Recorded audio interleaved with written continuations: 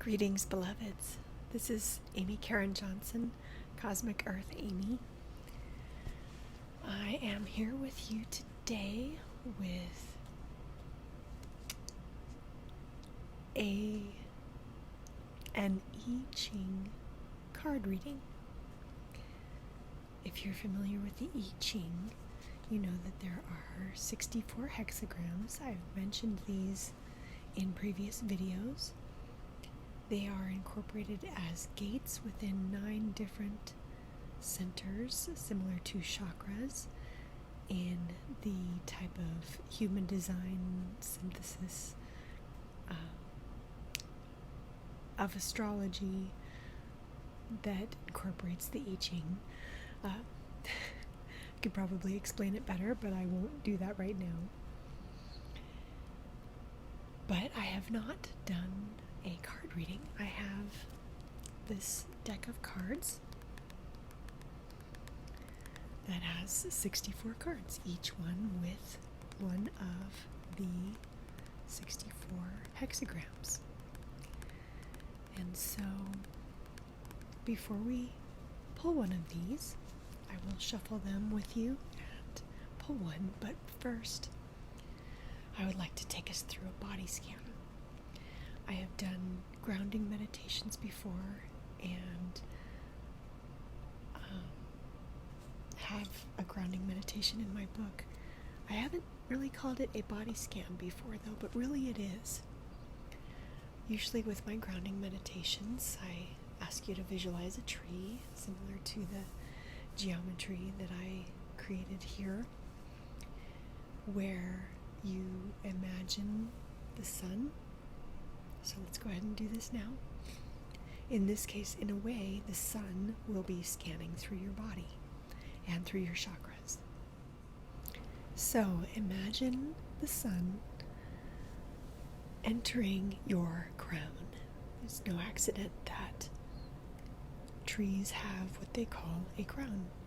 It's the tops of their leaves.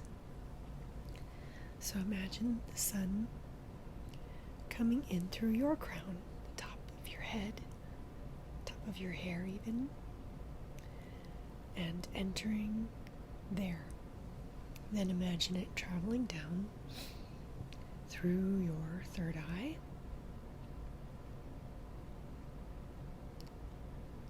through your throat, through your trunk, into your heart. And don't forget to breathe slowly and deeply.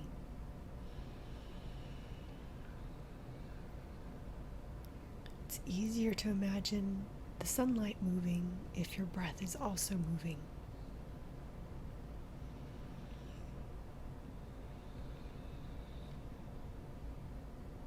So then imagine it continuing down through your solar plexus, through your sacral chakra, around your belly button, and down into your roots. Again, no accident that the root chakra conveys that image of the roots of a tree as well. Down through your legs, down through your feet, filling your whole body and continuing down into the earth.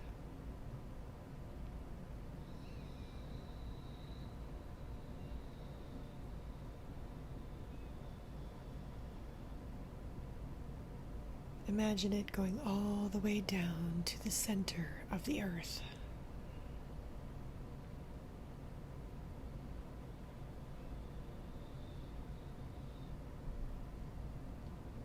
And then imagine it coming up from the center of the earth, through the crust, into your roots, up through your feet, your legs, your root chakra, up through your sacral chakra, your solar plexus, your heart, your throat, your third eye, and up through your crown again.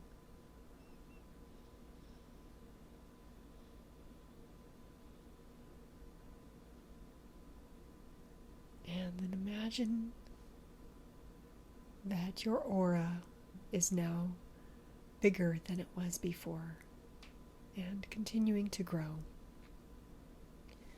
So as this energy comes out through your crown, it goes out and surrounds you in all directions. You can even imagine that you do have chakras in your hands as well, and they can help to push your aura out.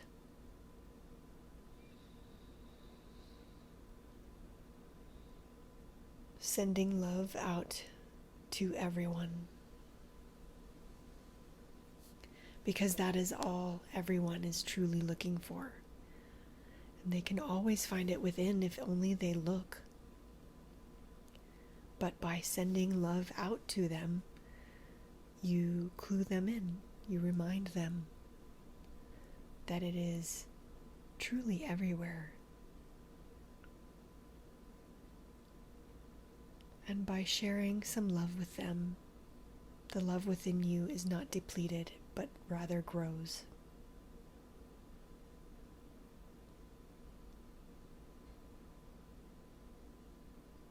Love is the greatest protection you could ever desire, since that is what everyone is looking for anyway. The more love you can share with a person,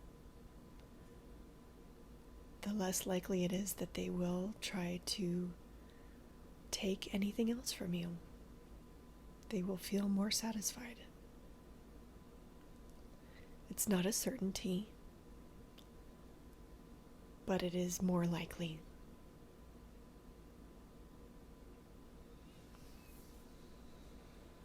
Another deep breath. Let it go. All right, now that we are more connected to the earth, to nature, to our universe, our earth, including its atmosphere and everything living within it, we are now more likely to be able to receive the message from the I Ching, since it speaks to the various points along the cycles of nature. And there are more than 64, but these just represent a great diversity of them. And it is those that we are more familiar with that we tend to appreciate most, but it is also likely that there will come a time in our lives when we will need to access another one of them. And none of them are bad,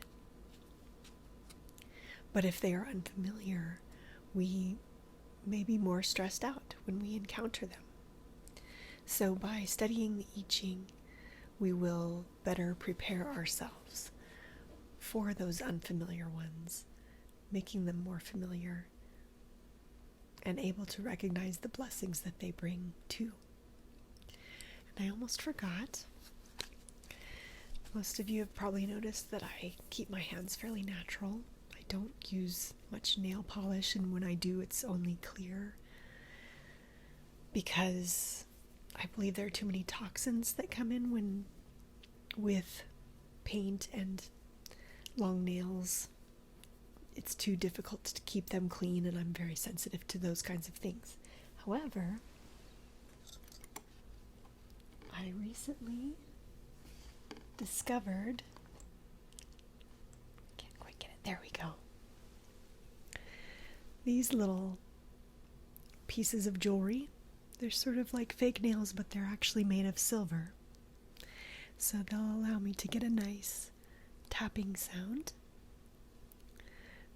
I only got 2 so far because they seem to be the ones that would fit best.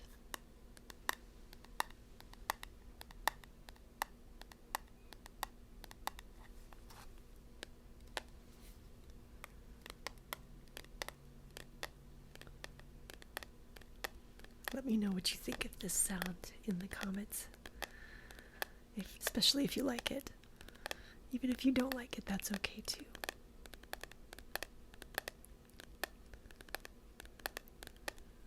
Maybe just my natural nails are good enough.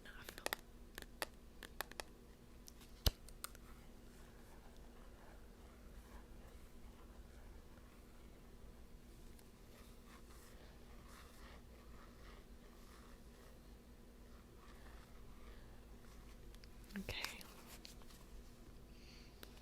Let's shuffle them a bit here and see which aspect of nature we need to get more familiar with.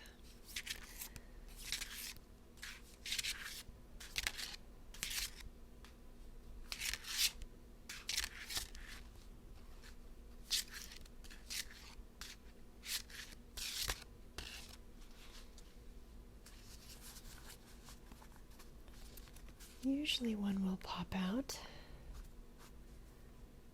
I'm going to take one of these off for this part.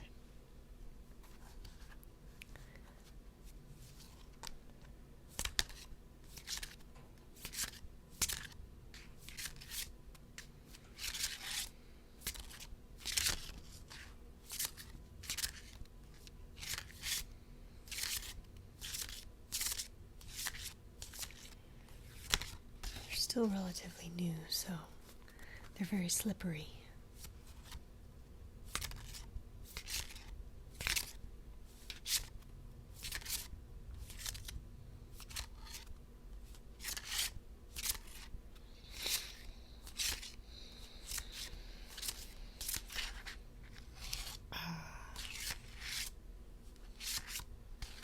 Here we go.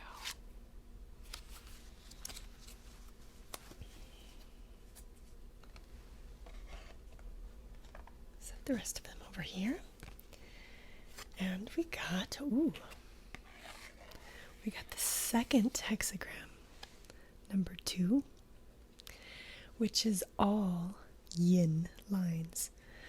So the yang lines, or yang, depending on how you like to say it, are solid all the way across, whereas these yin lines are all broken. They're broken when they're yin. So just trace this.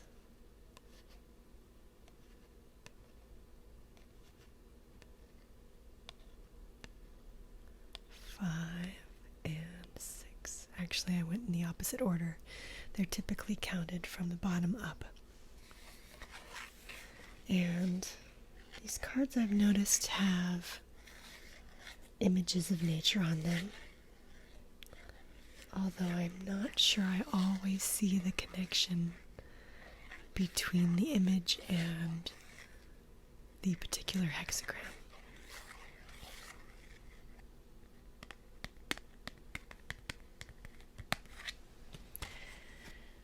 And it did come with a book. So it's a very small book.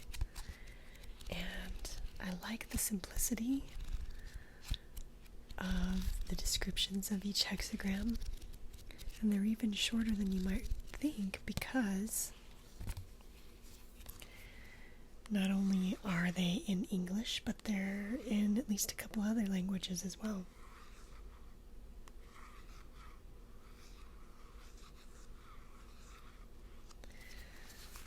English is at the front. And since this is only the second hexagram, it will be very near the front in English. Here we go.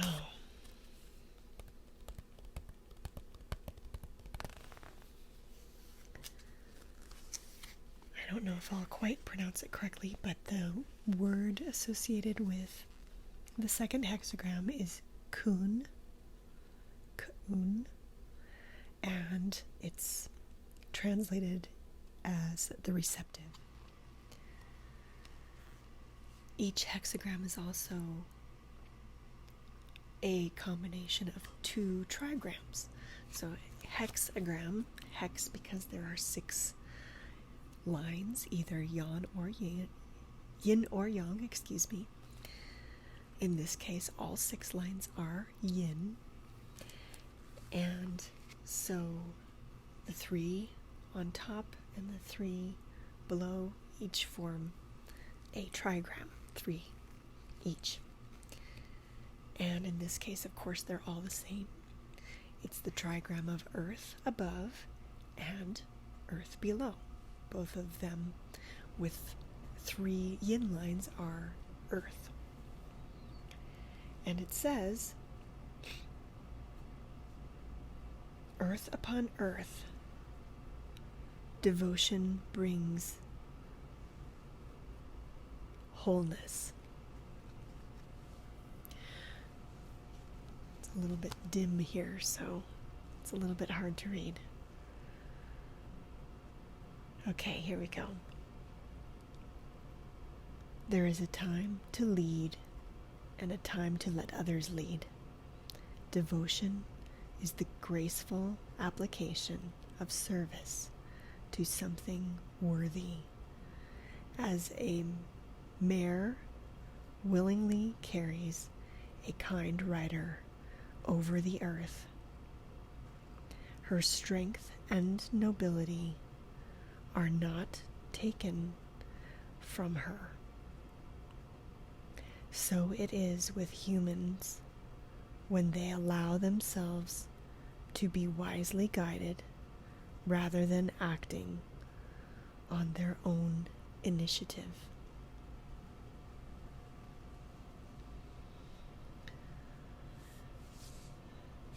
I wondered when I decided to do this card reading with you today, which things I might be inspired by the card drawn to share with you. I have several new things to share, but in particular, I had an experience recently and I wondered if I would be guided to share about it with you, and I can't imagine a much clearer message that I should share it with you than getting earth over earth as the trigrams and the hexagram, the receptive, with so much earth there. I have done earthing, grounding for a long time, but I live in a cold climate, and so the way a lot of people do earthing and grounding is just by having bare feet directly on the ground, the grass, the ground, whatever. Beaches are a great place, of course, especially when they're warm, but it's harder to do that here in this climate. And so for the last 18 months or so, I have done earthing, grounding, and I will go ahead and show you here through these devices that are conductive. So if you're at all familiar with electronics and electricity, especially electric outlets in your house, you notice that there are the 2 prongs where you always have to plug something in order to get power, but there's also the 3rd hole. It's not the same as the prong holes, but just the hole. It's usually beneath, unless it's turned for some reason. That hole is for the grounding rod. In many buildings, it is literally connected to wiring that goes into the ground, kind of like a lightning rod is connected into the ground so that lightning, power surges, go safely there as opposed to wreaking havoc in your house, in your bodies. And we are surrounded by so much electromagnetic frequencies, EMFs, these days with all of our devices and appliances and so forth, that we too really need to ground. And so this earthing mat is conductive. I have tested it, and it is connected with this little wire right here to my nearest grounding outlet, grounded outlet, and I had to test my outlets as well. Not all of the outlets in my house are actually grounded, but with this particular device, it verified that the one that this is connected to is grounded. And so I put my feet on here Sometimes I put my bare feet on here, and I actually also have quite a few socks with, oops, little extra noise sound for you. Hopefully that was good. I have a blanket on, it's rather cold. Here are my silver socks. They have silver fibers going through them, and silver is one of the very most conductive materials there is. So it's the next best thing to bare feet, especially if you're cold. So that's how I maintain as much grounding as possible. They say that it will still go through thin fabric even if it's not conductive, but I find that I really like wearing the silver socks best in order to stay grounded as often as possible. So like I said, I've been doing this kind of thing for 18 months. There are other ways that you can do it as well, of course. I have a mat made of similar material on my bed. I wear shirts that are slightly conductive. They're from Lambs, in case you want to look up Lambs. They're a little bit expensive. I only have 2, plus a hat. And they have socks available at Lambs too, but they're pretty expensive too, so not all of my socks are from Lambs. I also have copper socks as well. And not only, well, the experience I went through most recently that I am now moved to share with you. Oh, I forgot to mention, one of the other ways to do this is through cuffs, which might be a little bit easier, especially if you can't easily get silver socks. You can put, fix it later. You know, the cuffs can either go around your wrists or around your ankles, preferably on bare skin, and you can get grounded that way too, you know, if you don't have silver socks or copper socks, that kind of thing. But the experience I wanted to share with you, and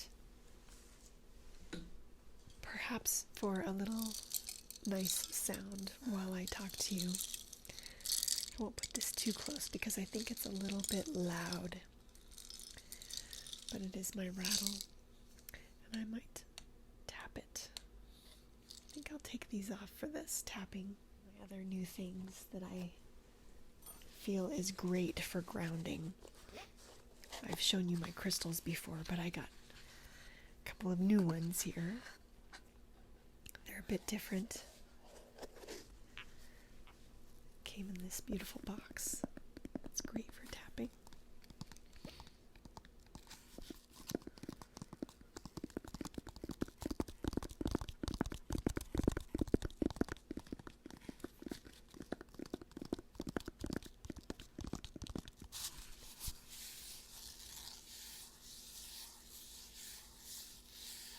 It's a really pretty box.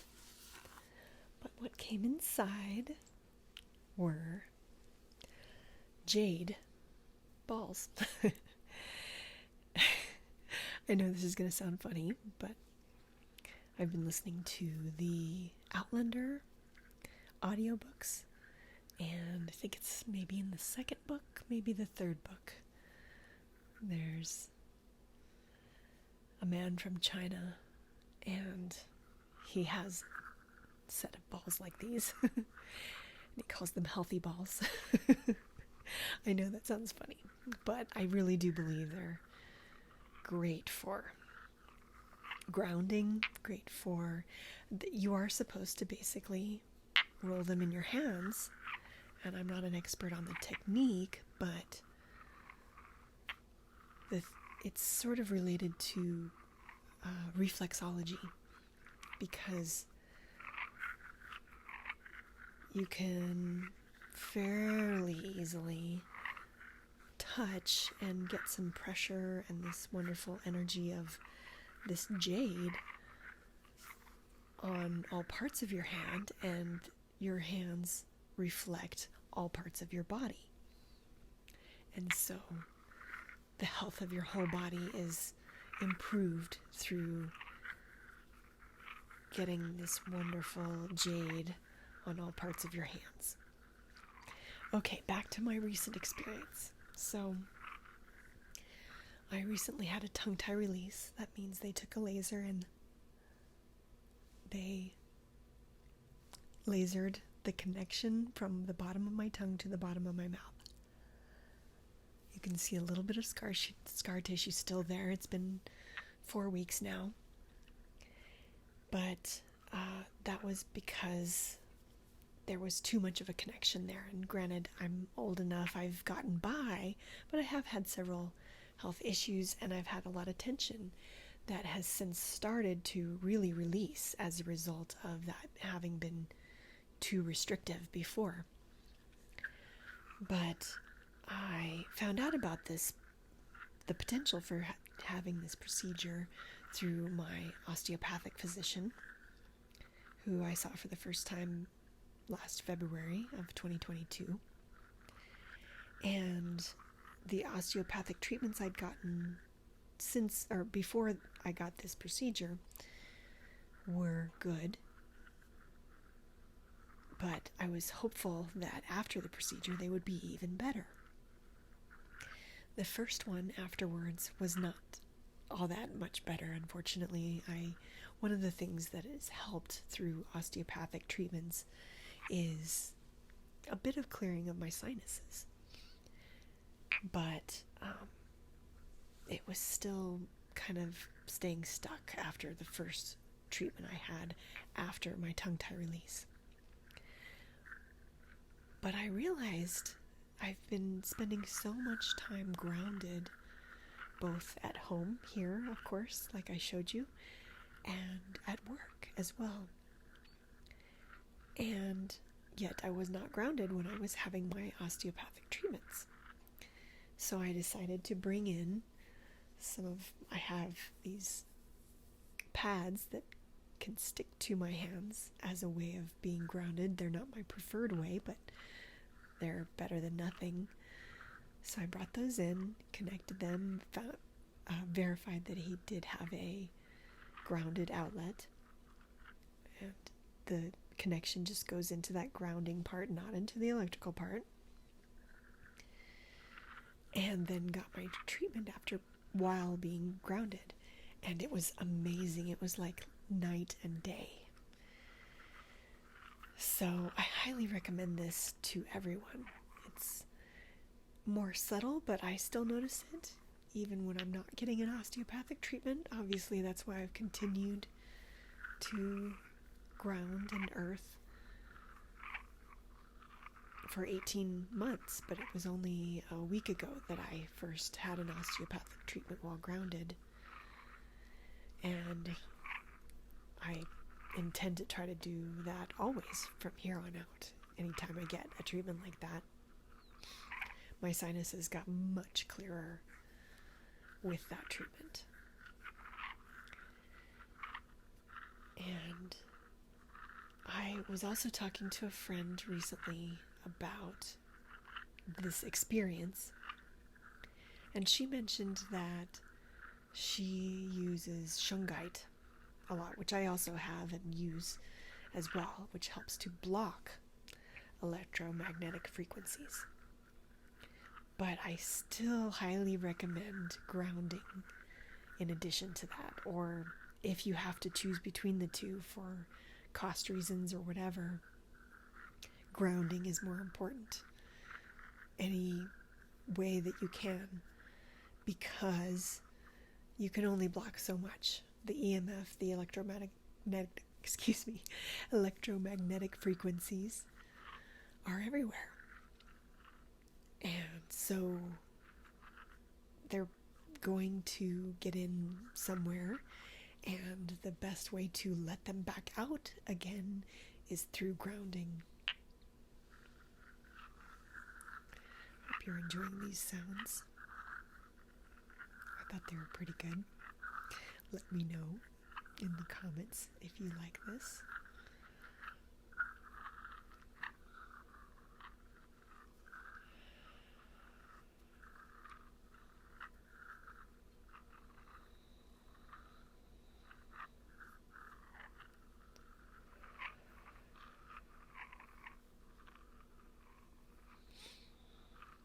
don't forget to breathe. That also helps get the flow going as well. So, what I take away from that experience and from this card of the receptive, the earth over earth, hexagram, trigrams, is how important the earth is to all of us. She is our mother when our mother is not there. She has so much to offer. And in some ways, through earthing, I feel love. I feel loved. I feel cared for, embraced. I believe, if I remember correctly, one of the stories about earthing talks about a Native American tribe that would, when someone was sick, not just earth them, not just ground them through touching by feet, but actually bury them, up to their necks, obviously letting them breathe. This is all with their consent. I'm not saying you should bury anyone, but like you've seen probably on movies, or maybe you've even done it yourself, burying someone in the sand on a beach. Obviously, you have to unbury them eventually too. You have to only do this with people you trust. But it can be extremely healing to be surrounded by earth. Just laying down on the earth is another great way. Crystals are a wonderful way to connect with the earth. But even that, doing it while actually grounded, somehow connected conductively through to the earth, is the most effective way for all of these things to allow the energy to flow in and out of your body in a healthy way. Too much of these electromagnetic frequencies can really stress us out, can cause health problems. So that's why it's so important to give them an outlet, give them a way to be grounded instead of frazzling us, basically.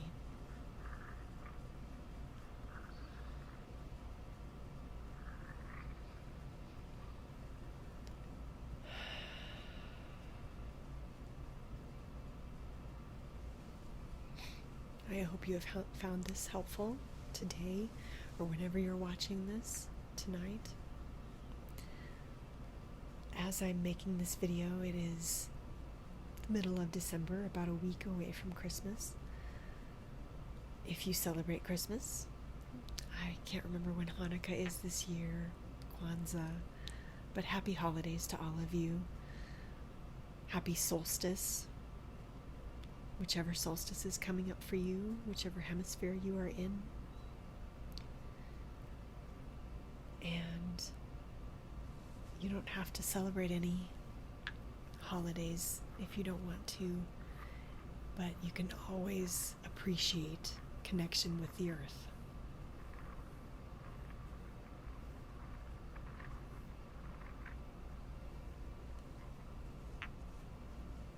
Thank you so much for joining me. Namaste, beloveds.